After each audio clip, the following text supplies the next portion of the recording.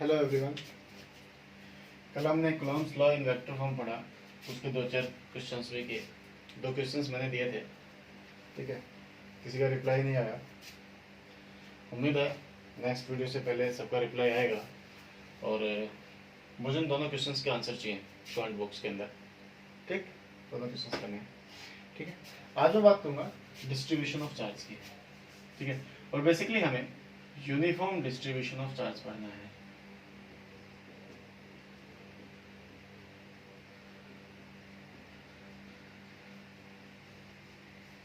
क्या पढ़ना है? यूनिफॉर्म डिस्ट्रीब्यूशन ऑफ चार्ज, ठीक है। तो मेरे पास यूनिफॉर्म डिस्ट्रीब्यूशन ऑफ चार्ज तीन प्रकार का होता है। नंबर एक, लीनियर चार्ज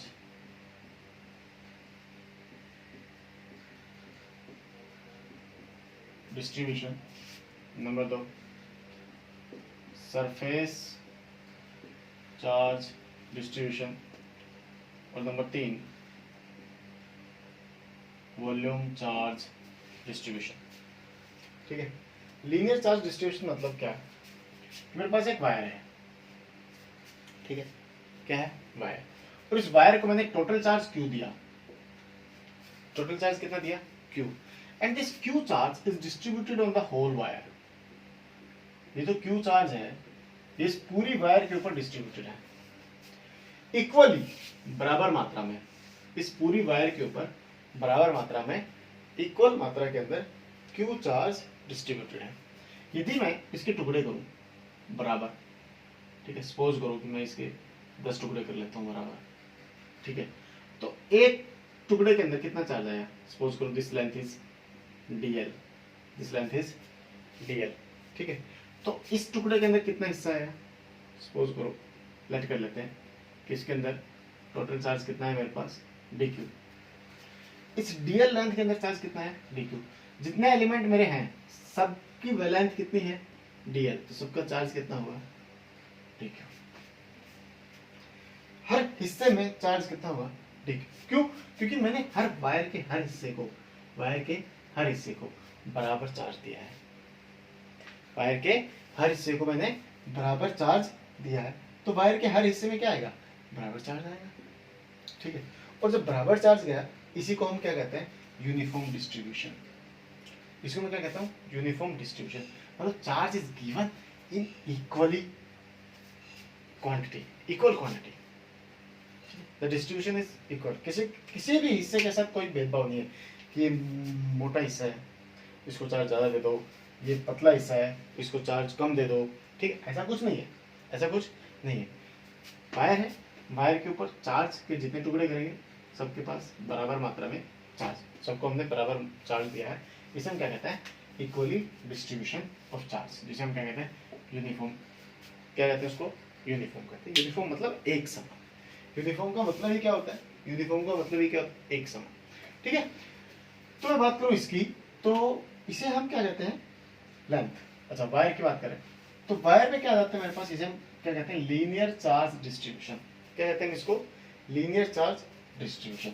अब जो लीनियर चार्ज डिस्ट्रीब्यूशन है उसको हमने कहा, उसके अंदर मेरे पास है लीनियर चार्ज डेंसिटी। क्या है इसके लिए? Linear charge density. और वो लीनियर चार्ज डेंसिटी क्या है? ये है, ठीक है। देखो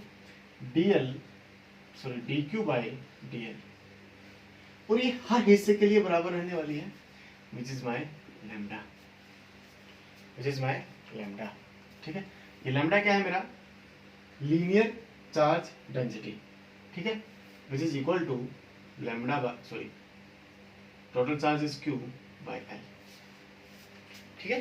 this dq by dl is equal to lambda is equal to q by l, where q is total charge divided by total length, dq is small element, charge on small element, and dl is my that small element, that small length, ठीक है। this is तो dq by dl is equal to lambda is equal to q by l, ठीक है। ऐसा unit of lambda, ऐसा unit is coulomb पर metre. Lambda के लिए ऐसा यूनिट क्या होगी? कूलम्ब पर मीटर, ठीक है। ये किस केस के अंदर यूज होगी? लीनियर चार्ज डिस्ट्रीब्यूशन के अंदर, ठीक है, linear charge density. Okay, next है इसी प्रकार सब। यदि ये समझ आई तो सारी समझ में आएगी। अगले सरफेस, एक सरफेस है मेरे पास, इस सरफेस को मैंने टोटल चार्ज क्यू दिया which is equally distributed, total charge कितना दिया Q which is equally distributed. ठीक है, तो मेरे पास क्या आया, मेरे पास आया सरफेस चार्ज डेंसिटी। क्या आया, सरफेस चार्ज डेंसिटी। ठीक है, surface charge density is denoted by sigma which is equal to, sigma is equal to q by s which is equal to dq by ds। ठीक है, this my formula. ऐसा unit इसके लिए होगी coulomb पर metre square. ऐसा unit क्या होगी, कूलम्ब पर मीटर स्क्वायर। इसी प्रकार वॉल्यूम, मेरे पास ये कोई क्यूब है, ठीक है, मेरे पास ये कोई क्यूब है, इस क्यूब को हमने चार्ज दिया, ये क्यूब पूरा चार्ज से भरा हुआ है, ठीक है, लेकिन इक्वली चार्ज दिया है। टोटल चार्ज कितना दिया है, क्यू। किसको दिया है, वी वॉल्यूम को। टोटल चार्ज क्यू दिया, किसको दिया भैया, वी वॉल्यूम को। टोटल चार्ज कितना दिया, क्यू। ठीक है, तो एक रेशियो आ गया क्यू बाई वी कि वॉल्यूम के हर हिस्से के अंदर इतना चार्ज है, Q by V which is rho, which is my rho. ठीक है, विच इज माई रो। ठीक है, this rho is volume charge density, this rho is volume charge density. इसकी असाइनमेंट होती है कूलम्ब पर मीटर क्यूब। इसकी असाइनमेंट क्या होती है, कूलम्ब पर मीटर क्यूब। ठीक है, ये सब कुछ। ठीक है, अब यहां से चार्ज कैसे निकालेंगे। अब तक हमने फोर्स निकाला था, कैसे निकाला था कि भैया मेरे पास दो पॉइंट चार्जेस हैं, एक पॉइंट चार्ज है, दूसरा पॉइंट चार्ज है, दोनों के बीच में दूरी r है। ठीक है, तो फोर्स निकाल दिया, ये q1 है, ये q2 है, दोनों के बीच में फोर्स निकाल दिया। कैसे निकाल दिया, F equal to k q1 q2 upon r square. This is my force, this is my magnitude of force. ठीक है, लेकिन यदि कुछ इस प्रकार से दिया हुआ है तो फोर्स कैसे निकालूंगा, है ना।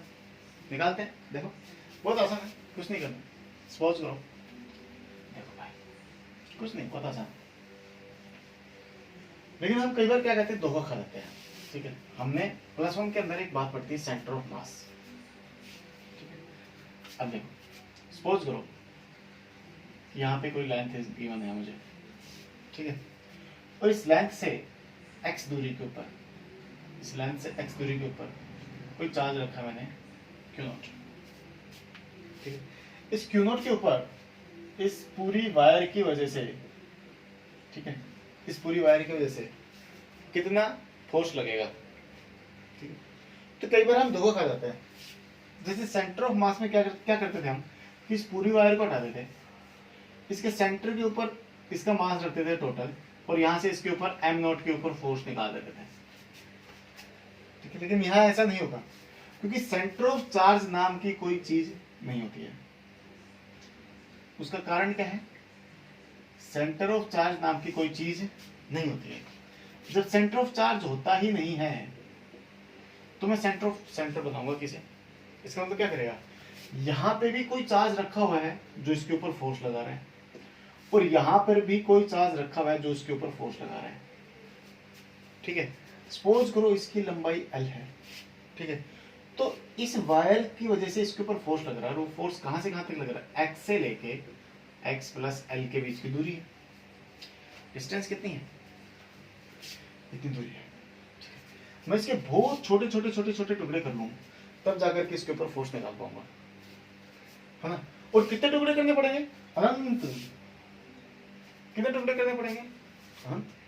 वो टुकड़े होंगे, हर हिस्से में चार्ज है, हर हिस्से की वजह से उसके ऊपर फोर्स निकालना पड़ेगा। तो अनंत टुकड़े होंगे। कितने टुकड़े होंगे, अनंत। अनंत मतलब इनफिनिटी, इनफाइनाइट टुकड़े होंगे। जोड़ते रहो रात तक, है ना, जोड़ते रहे रात तक तो भी नहीं जुड़ेंगे, उम्र निकल जाएगी तब भी नहीं निकल पाएगी। तो इसका एक सॉल्यूशन निकाला, क्या निकाला सॉल्यूशन, इंटीग्रेशन। क्या निकाला हमने इसका सॉल्यूशन, इंटीग्रेशन एक तरीका, ठीक है। और वो इंटीग्रेशन कहां से आएगा, जो अभी पढ़ा लैम्डा से। किससे आएगा, लैम्डा से। देखो मैं इसका x है, ठीक है, तो मैं क्या करता हूं, मैं r पे जाता हूं, ये डिस्टेंस ले लो r, सपोज कर लो, और x पे चले जाते हैं हम। कितनी दूरी पे चले जाते हैं, x पे, ठीक है, x पे चले गए। x के ऊपर जाकर के इंटीग्रेशन कर देते हैं भैया, x पे जाके क्या कर देते हैं, इंटीग्रेशन। x पे जाकर के एक छोटा सा एलिमेंट ले लिया dx, ठीक है, और इस dx की वजह से ना, dx की वजह से यहाँ पे कितना फोर्स लग रहा है वो निकाल लेंगे, ठीक है। अब dx के अंदर चार्ज कितना है, कैसे निकालेंगे, तो भैया लैम्डा इसकी सरफेस चार्ज डेंसिटी हो गई, जिसकी वैल्यू कितनी हो गई, L है, टोटल चार्ज इसका Q है, Q बाई L, ऐसे लिख सकते हो, ठीक है। लैम्डा निकाल लिया, लैम्डा आ गया तो लैम्डा इंटू dx बराबर आया dq, लैम्डा इंटू dx बराबर क्या है, dq। तो वहां पे फोर्स कितना है, dq की वजह से फोर्स निकाल दो, केवल force on q not due to dx कितना आया, k dq into q not upon distance कितनी है, x, x स्क्वायर, खत्म, वैल्यू पुट करो, k into lambda into dx into q not divided by x square. ध्यान दो lambda constant रहेगा throughout the wire, क्यों रहेगा, क्योंकि हमने यूनिफॉर्म लिया है, ठीक है।